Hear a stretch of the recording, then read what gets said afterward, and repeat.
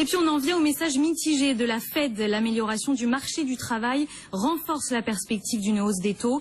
Mais selon la Réserve fédérale, les conditions ne semblent pas encore réunies pour une mise en œuvre en septembre, Vincent. Et on va en parler justement de ce message, de ce que l'on peut retenir justement de ces minutes de la Fed avec Grégory Volokin qui nous attend à New York, président de Mescart Financial Services. Bonjour Grégory. Bonjour Vincent. Alors comme ça, les conditions ne seraient pas remplies pour qu'on ait une hausse de taux dès le mois prochain. L'inflation ne serait pas suffisante?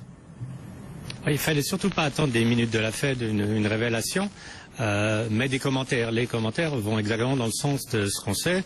Le marché de l'emploi s'améliore et continue à le prouver tous les jours, mais l'inflation reste en dessous des objectifs de la Fed. Par contre, la Fed sait très bien que si l'inflation est en dessous de ses objectifs, c'est dû à des phénomènes qu'on appelle transitoires, qui sont surtout la forte baisse de l'énergie et des matières premières. Donc pour la Fed, je ne crois pas que ces chiffres-là vont révéler grand-chose. Ce qui est important pour la Fed, c'est de savoir que de l'inflation, on en parlait tout à l'heure.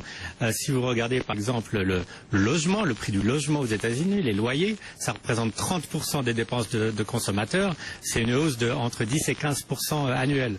Les dépenses sur la santé sont en forte augmentation. Donc l'inflation réelle au jour le jour, elle est ressentie par les Américains. Dans les statistiques, elle n'est pas vraiment transmise et je pense que la Fed aura peut-être la subtilité d'intervenir avant que les choses ne s'engagent dans une direction qu'elle ne pourra plus contrôler. Merci Grégory Volokin. Et on rappelle que l'autre actualité aux États-Unis, c'est la publication de ces demandes hebdomadaires d'allocation chômage qui sont un petit peu supérieures aux attentes. 277 000 contre 272 000. Grégory Volokin, président de Mescart Financial Services. On poursuit.